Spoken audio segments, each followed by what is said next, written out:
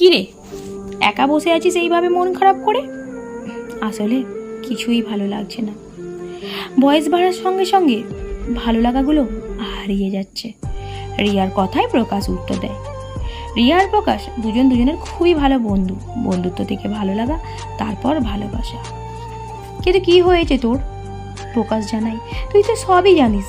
বাড়িতে বাবা অসুস্থ, সংসারে টানাটানি অবস্থা, বাবার পেনশনে যতটুকু আসে তাতে আর চলছে না।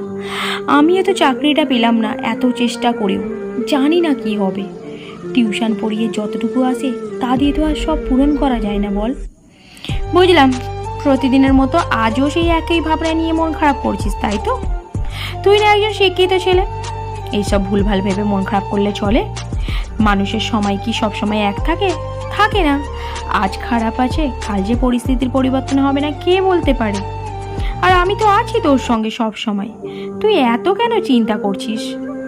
জানি তুই আছিস, আর তুই আছিস বলেই এখনো বুকে ভরসা নিয়ে চেষ্টা করে চলছি। কিন্তু তোর বাবা, তিনি তো আমাদের সম্পর্কটা মেনে নেবেন না।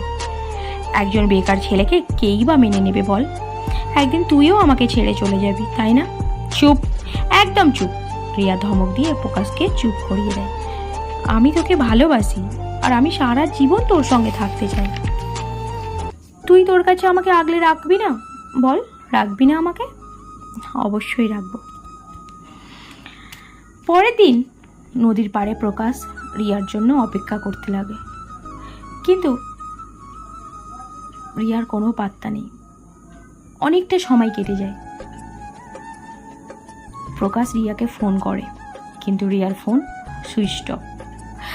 প্রকাশ দুশ্চিন্তায় বাড়ি ফিরে যায়। রাতে দু চোখের পাতা এক করতে পারেনি।